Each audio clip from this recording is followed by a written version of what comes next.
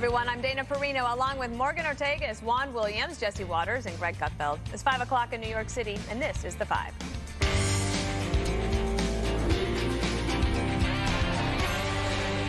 Fireworks at a high-stakes Oval Office meeting. President Trump and top Democrats Nancy Pelosi and Chuck Schumer clashing over border wall funding and avoiding a partial government shutdown in a heated face-off. Watch this. And then we have the easy one, the wall. That'll be the one that will be the easiest of all. What do you think, Chuck? Maybe not? It's called funding the government, Mr. President. The Trump shutdown. You have the White House, did the you say Trump Trump? shutdown. Oh. You have the White House. gonna go on. You have the Senate. You have the House of Representatives. The fact is, you do not have the votes in the House. Nancy, I do. And we need Well, border let's take the security. vote, we'll Nancy, find out. Nancy, we need border security. It's very simple. Of course we do. When you look at these numbers of the effectiveness of our border security, and when you look at the job that we're doing You with our just said military, it is effective.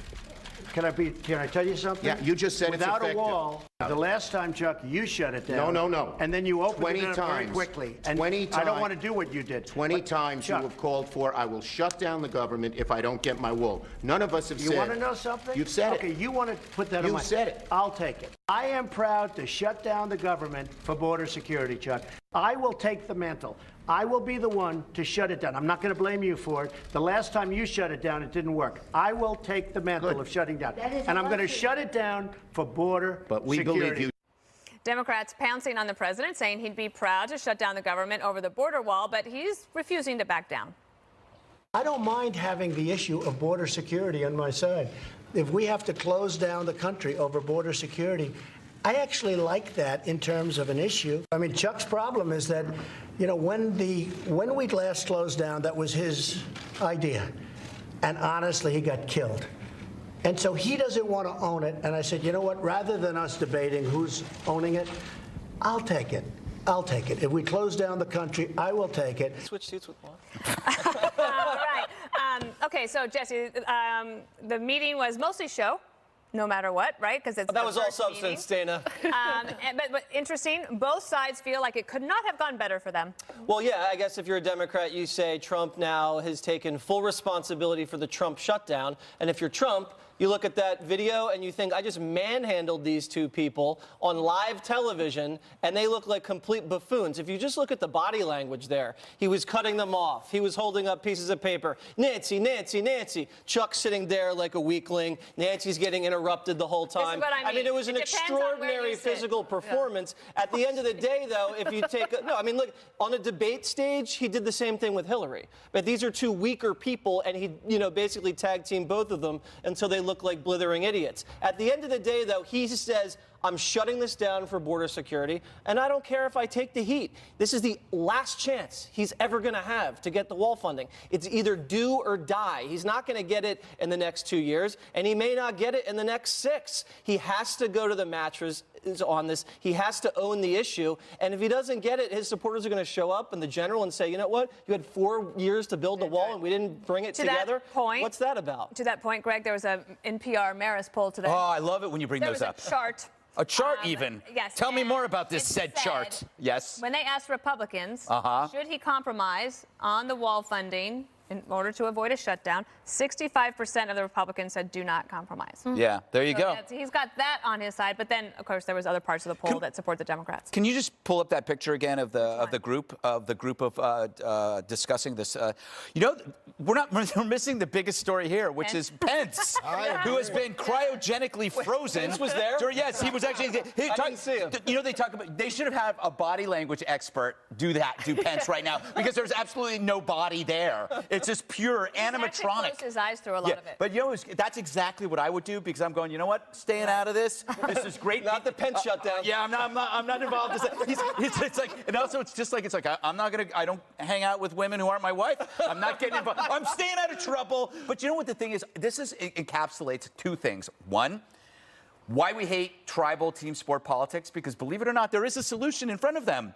You do this, I'll do that. we'll deal with DACA, you deal with the wall. There's a solution there, but they can't do it because even if they agree with what Trump is doing, they can't do it because it's Trump. They agreed in their hearts that border security is important, but they can't admit it because then they would admit Trump. And the challenge here is for Trump is that he's always choosing the long-term benefit that creates short-term public relations nightmares. This makes him look mean. The shutdown makes him look mean, but the long-term win is enhanced border security, which is like national security, like law and order. He always takes the long-term vision, but he gets, reamed over this stuff. But actually, Juan, one of the things Pelosi said to the president is that you have majorities in the House and the Senate until next month. You have the presidency. You pass the $5 billion. You get it done. And apparently today, now there's talk on the Hill that the House Republicans might actually just try to pass that. And I thought, well, why didn't they just do that before? I think that's what Nancy Pelosi was saying to him. And then he was coming back and saying, we don't have the votes in the Senate where they need 60, right. Dana. But so he was missing the point totally that he could, in fact, establish the baseline from which negotiations take place by having a vote among the Republican majority in the House. But I think it indicates that, the White House Legislative Office doesn't necessarily think they have the votes in the House right now. And that became apparent. I think, the president encouraged the hardliners in the Freedom Caucus basically today to say, unless it's got my wall, 100%, the $5 billion, don't go along with it. This is, and as you point out in that NPR poll, apparently a majority of the Trump party people say that's the case. I must say the rest of the poll was overwhelming in terms of Americans saying, hey, you know what, but we if don't everyone, need this. Right, but if everyone, Morgan, was posturing today, this is the first meeting, it's the first one. I don't think all of them are going to be on television because you don't negotiate all your good stuff, in front of the cameras. Maybe they will. I don't know. We'll see. But what do you think? Where do you think it goes from here? Well, I think the big winner today was Schumer's press secretary. I mean, I was a press secretary before, not as high profile as you, but Schumer kept going over and over again the same points, trying to make the point that it was the Trump shutdown. And when he finally got the president to say it, he had this Cheshire grin on his face, like he was so happy that he got it out of there. But I actually love this press conference, and I think a lot of Americans did. And the reason why is because it was the thing that people liked about Bernie and about Trump, no matter what party you came from, it's this ultimate disrupting politics.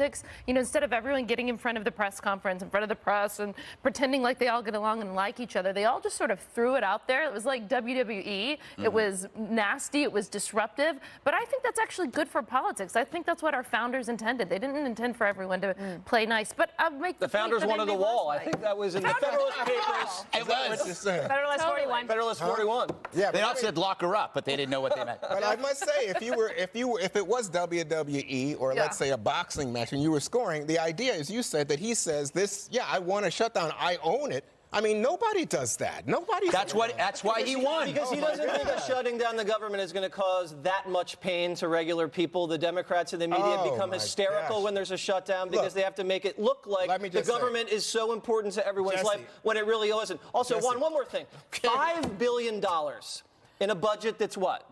Almost $4 trillion is nothing. It's symbolic, and that is what this is about. Well, it seems to me that when he not only says it's going to be a Trump shutdown, but then admits Democrats want border security and have voted for border security, which is what he did, again, he undoes his talking points, Jesse. And when he talks about, people with disease are coming through, terrorists are coming through, all of it proven wrong, and yet he's sitting there spouting. People are like, what's the Department of Homeland Security has verified those things. So no, they have I don't not. know what you're talking State Department and Homeland Security say no evidence that any terrorists have come across that southern border. And in the drugs thing that you often cite, there have been terrorist-related people that have crossed the southern border, and Tijuana says there are diseases down there with the caravan. That's ridiculous. I'm not demonizing it, Juan. That's just a fact. I tell you what, we're not spreading disease. We're spreading falsehoods right now. Look it up on Google, people. The bigger one is the drugs that you often cite. And again, he says drugs are coming through that southern border. And everybody says, no, in fact, most drugs come through legal ports of entry. Well, you would know, Juan, because you sound like you're high right now.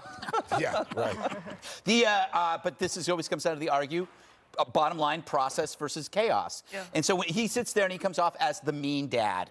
We're going to have this wall, and I'm going to shut down. That's how a dad acts. They're the kids, and they're not taking the medicine. It always comes down to this. And last but not least, Chuck Schumer reminds me of the vintage penguin from the original Batman. Total Burgess Meredith. Just the way he looks. Totally. Which actually is a compliment. Josh Dawsey of the Washington Post reported that after the meeting, the public meeting, that apparently President Trump told them that in the new NAFTA, Mexico will pay for the wall. Oh, see? Morgan, it could I still missed that. happen. Well, I mean, listen, the markets need calming today. They're pretty volatile after this announcement, especially with the China tariffs. But it actually sort of goes together. I mean, I think this president has shown that he's willing to take political hits, right? He's willing to take the tariff fight to China, take the IP fight to China and others. And so I can see why Democrats were happy that he took it today. But he's willing to take on the hard stuff. I think Right, he could take a hit. Schumer said he had a temper tantrum. I think that's what it looked like. All right, we're going to move on. Time has announced its 2018 Person of the Year. We'll tell you who.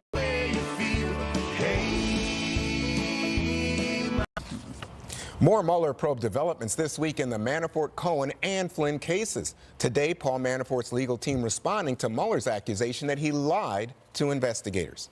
Plus, lawyers for Michael Flynn are expected to make sentencing recommendations. We could learn more about his cooperation with the special counsel as a result. Meanwhile, Alan Dershowitz, the lawyer, says there's a double standard at play when it comes to new developments in the Russia investigation. Let's assume when Bill Clinton was running for president, Paula Jones came up to him and said, unless you pay me $130,000, I'll reveal our affair. I guarantee you the New York Times, NBC, MSNBC would be railing against any prosecutor who dared to suggest that this was a violation of the campaign finance law. We need a single standard. If you wouldn't go after Bill Clinton, don't go after Donald Trump. If you're going after Donald Trump. So, I mean, I guess the obvious thing is that it would have to have been during a campaign for a campaign finance violation. But, Jesse, what we're experiencing today is Paul Manafort apparently seeking a delay in terms of trying to appeal to the judge that he not get a longer sentence and contradict the idea that Mueller is saying he lied. I'm going to get to Manafort in a second. Permission to make an analogy, Greg? I thought your one yesterday was fantastic. The Botox analogy? Yes, I thought it was fantastic. I'd like to make another analogy. Okay, so the congressional slush fund that they use from taxpayers to pay off these sexual misconduct settlements, millions of dollars over decades, hundreds of people. Are those ever reported as campaign expenditures? Do those ever get filed with the FEC? That's just about getting reelected. That's about silencing people so they can win reelection. It's the exact same thing. Is it in the middle of a campaign? Airtight. It's always in the middle of the campaign. If you're in Congress, you run every 2 years. Right. I just want to say, I just feel like this entire Mueller prosecution is being done with malice. Look at what they're doing to people. Flynn, highly decorated guy, bankrupted him over something that people don't even really think was a lie. Manafort, greedy guy, but they're treating him like Whitey Bulger, kicking down the doors of the dead at night, putting him in solitary confinement. Papadopoulos, the guy's life is ruined. No one even knows who he is. And then Carter Page, who they initially spied on, he can't get another job. If you look at what happened with Scooter Libby and the other one during the Bush years, he went to prison, and he wasn't even the one that revealed the identity of the CIA agent. Susan McDougal in the Clinton situation, she went to prison, and she didn't even want to cooperate with Ken Starr. They're just ruining people's lives because they're criminalizing conduct that happens all the time in Washington, D.C. And you look back and you think, where's the collusion? Does it hurt you to go that far afield? I feel no pain, Juan. To try to confuse the audience? I think the audience hears me much clearly than they hear you. I don't think so. I think people aren't as foolish as you might think. Okay. Morgan, let me just ask you. Michael Flynn apparently gave substantial assistance, so he's not in Manafort's situation. What can Manafort do to prove to the judge that, in fact, he didn't lie to the prosecutors? Well, I'm sort of sad that you called on me first because I know how much Greg likes this topic. Oh, he does? It's his favorite thing to talk about on Fox News. Yes. So it is very interesting how Mueller has treated Flynn versus how he's treated Manafort. You know, clearly, and I think a lot of the fact that Flynn, you know, led the DIA and was a decorated general for so long went into what Mueller said ultimately. I mean, all of this stuff is really difficult because it is all speculative. But Flynn has been the one that I've had my eye on the entire time because he was so intimately involved in the top of the campaign for a long time.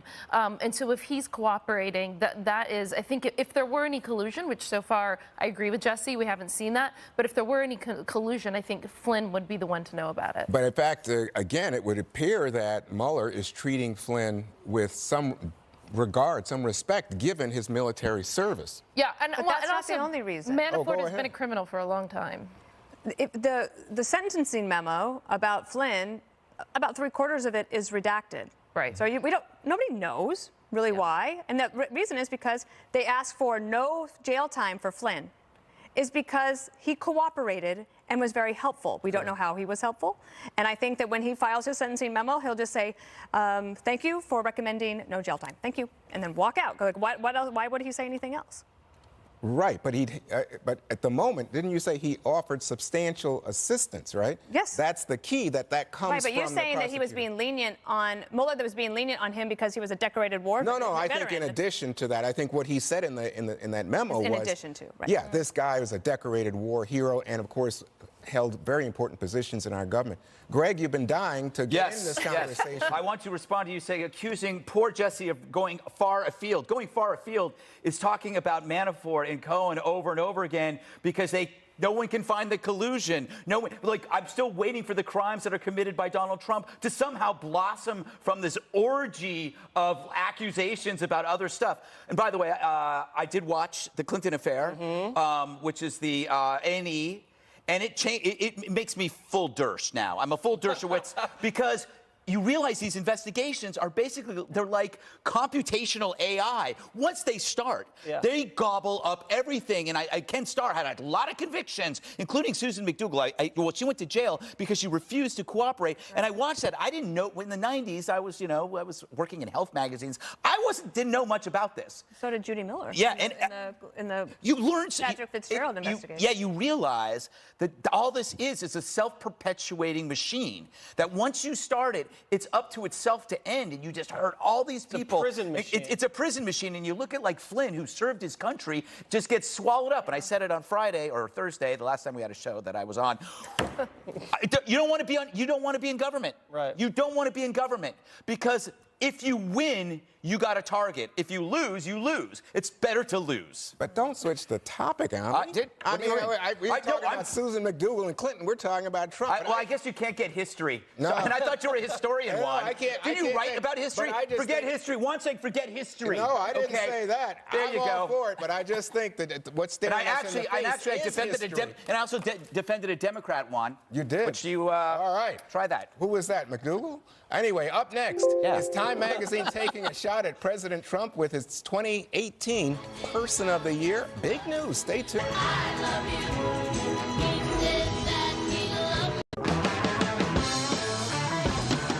That's Led Zeppelin, Dana. Thank you. Love it. Or leave it. Time Magazine revealing its 2018 Person of the Year. The magazine announcing The Guardians and The War on Truth as this year's winner. The 4 covers featuring killed and imprisoned journalists, including slain Washington Post columnist Jamal Khashoggi and the staff of the Capital Gazette newspaper in Maryland. Time says these journalists helped expose the, quote, manipulation and the abuse of truth around the world. Meanwhile, President Trump was runner-up, and Special Counsel Robert Mueller came in third. I'm going to go to the magazine guy, Greg Gutfeld. What do you make of this pick? Well, I think this is their way of doing Trump without doing Trump. Right. Right? And giving it to themselves. Yeah, giving it, yeah. And the thing is, we know that this is no testament to the state of media in America. Trump has reinvigorated media after 8 years of them being Obama-tose, as I like to say. He's actually made the media better. The media can't see it because they're inside it, and every time Trump says fake news is the enemy of the people, they only hear news, or they think it's the media, but they deliberately eliminate that part of the equation because they feel guilty. I would have actually made it about the intellectual leaders that we talk about who are challenging the anti-speech mob. The biggest threat, really, in speech is on campus, and now it's moving into companies. People like Claire Lehman, Ed Quillette, Jordan Peterson, Dave Rubin, Joe Rogan, Sam Harris, Gad Saad, Deborah Soh, Brett Weinstein, Eric Weinstein. Those are the people. Are you having your own award show? Yes, I'm having They are the new warrior group. They're the people that are coming out and talking about controversial ideas and going against their own peer group. That takes serious stones. All right, Dana. You've seen these things before. Is Time Magazine Person of the Year, is this a thing of the past? Does anybody care Well, anymore? all I know is that we do this segment every single year. Everybody so does. I have 'Cause a it's feeling fun. It's not irrelevant yet. I mean, and it gives you something to talk about. It gives you a It's a chance to talker. reflect. I think that their choice was perfectly good. I don't think they will ever give it to President Trump again. Really? They gave it to him in 2016, and I don't think. I mean, if he wins re-election, maybe they would do it again. Okay. But I think that they will probably never do it again. And you look at some of the other people that were on the list. I mean, I'm sorry, but Dr. Christine Blasey Ford, the accuser in the Kavanaugh hearings, to me, I'm like, really, that's going to be one of your picks? I thought that was pretty. I think it's because Trump is so overwhelming that they couldn't find anybody else. And then Putin's on the list. I mean, it doesn't mean it's somebody who's been influential. Putin, Yeah. I mean. Yeah, I mean, it's a stretch to not give it to Donald Trump every single year. Juan, even you agree with that. Forever. Yeah, in infinitum, right, Juan? I think we should just stop the show forever, you know. But the reality is, I think that there really is a problem. What the editor said was, if you look, not only Vladimir Putin, but you look at what's going on with the Saudis, right?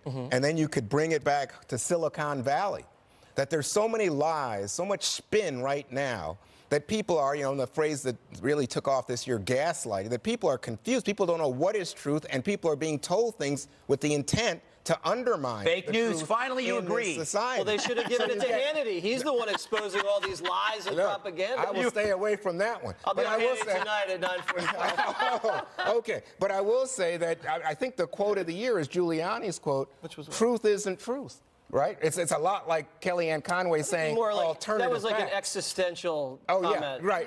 But I'm Deeper saying, than that, but Juan. when there is so much assault on just simple facts and reporting, something's going on, and I'm I glad agree. the Times said something here agree. is wrong, and that people like Khashoggi murdered for telling the truth, they deserve to be honored. All right. What about you?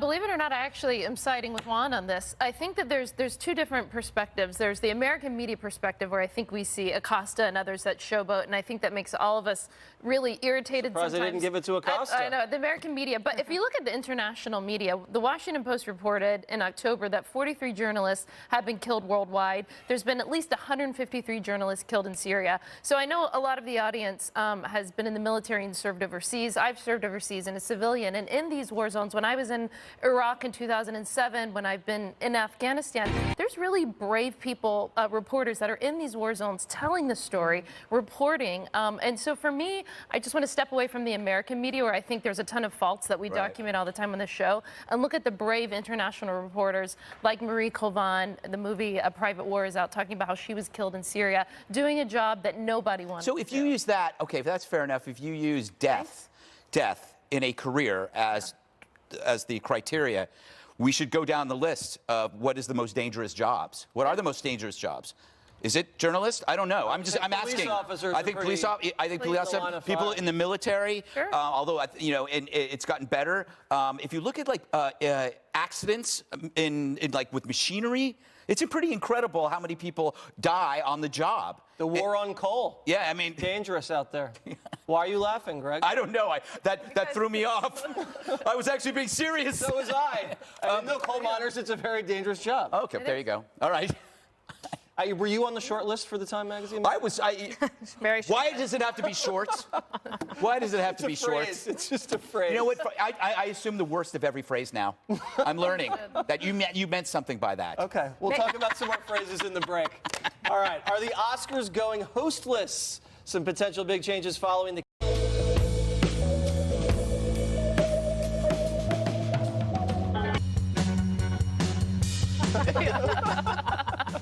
Since Kevin Hart bailed from the Oscars, the awards show is desperately seeking new options, including going without a host at all. Now think about that. The Oscars looked around at all the possibilities in their own inoffensive, morally pure industry, and they decided, you know what? It's just not worth it. We're all jerks, clowns, sinners, bigots, and pigs.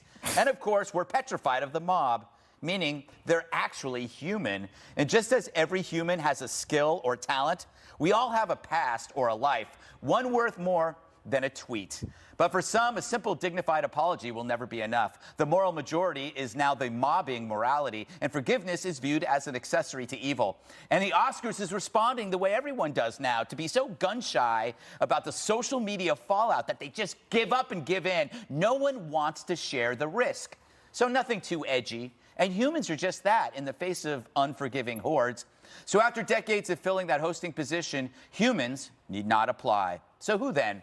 How about Deep Blue, the chess-playing computer? It's cold, faceless, and never told a joke, offensive or otherwise ever, much like Seth Meyers. Or how about a drone, something that can drop a crude joke from on high, then completely disappear, like Michelle Wolf? But whoever they pick will be hosting the show from under a rock, or under the rock, unless, of course, they find someone with guts who's not afraid of courting scandal. Who could that be?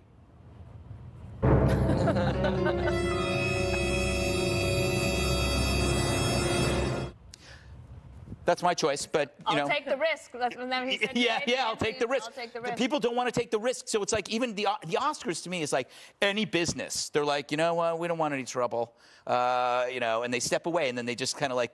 Talk about picking up your ball and going home. Yes. Basically, that would mean, though, that we wouldn't have to do a show about the Oscars to talk about movies we haven't watched. Right, that's true. that? Whenever we do a segment, we pretend that we actually watched. No, we don't pretend.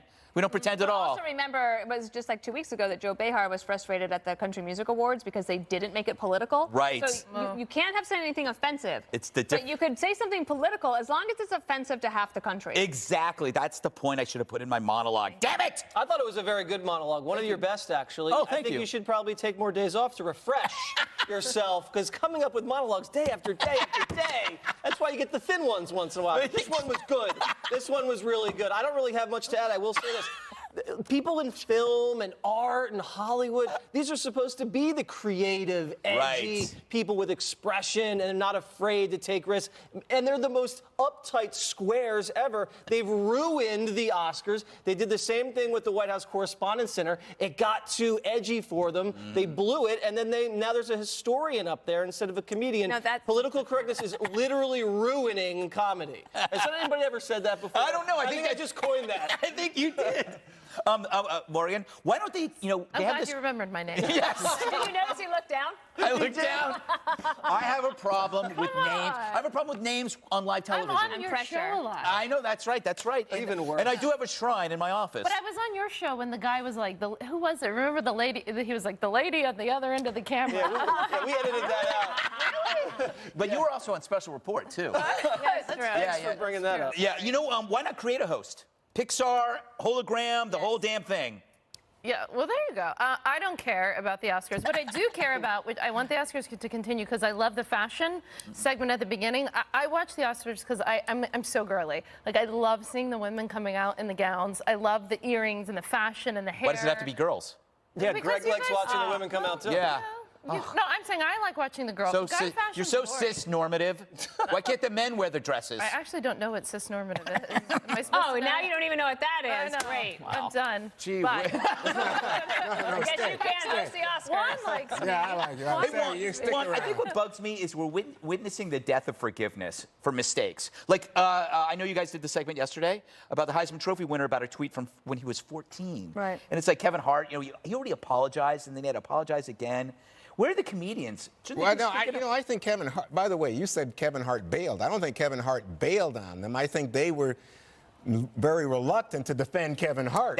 That's so true. he said he's That's not true. going to feed the social media frenzy. But then he apologized again. Well, he apologized, but you know what? It wasn't real apology in the sense. I think it was sincere in the sense that he said he evolved, and Right. lots of people have evolved on this question Yes. of homosexuality in public Obama. life. Right. So what's the big deal here? Once he said that, but the way that the Twitter social media universe works is it's unending and it is unforgiving. Right. But I will say that in response to your idea that we give Max Headroom the job, I think that it would be interesting. Would that be the highest rated, though, ever? Of course it would be. That's why I say it would be. But you'd have to have like a computer graphics, and I suspect to play to Morgan's theme, have the person dress in unusual ways and say edgy things, right? Yes, You know, yes. we could go back to like Red Fox and Mitch who's that great comedian, Mitch? Hedberg? He's Mitch dead. Hedberg, yeah. But he's That's what I said, just like Red holograms. Fox, right. You know how they, in fact, we were at the Reagan Library the other day, and our friend Brett Barron and Chris Wallace and I, and they have now Reagan as a hologram. Like, you know how Michael Jackson's in Vegas? Yeah, they got Reagan as a hologram. What about Howard Stern? Ooh, that would be It fun. would be But great. but that's the precise He'd opposite. never survive I it. know, Yeah. he'd You be can't great. do it. Have you listened to his radio show lately? I listen to it all the time. I listen and he to it gets today. away with like. I thought you were so nobody gets girly a away with minute it. ago. I am. I like the fashion. No, Did you the see the girly lie thing detector about what, test on listening to High-Pitch Eric? Howard Stern go after women. I love how we're now talking about the Howard You Stern can show. be feminine and still like Howard Stern. No, I'm sure, but I'm just thinking, boy, You you could know, be- for a you could woman be- to hear this kind of She's talk, got a wide range of interests. she does. Trust me, I've heard sailors say a lot worse. I think we need to bring forgiveness back. I We have to agree. make forgiveness Well, hit. honestly, my point was like 3 weeks ago we had Dan Crenshaw on Right. Saturday Night Live, Remember- and everyone said that's the model for how we should handle it. And All right, then so everybody I have forgot. something to raise. Sure. Today there was a case, right, in Texas.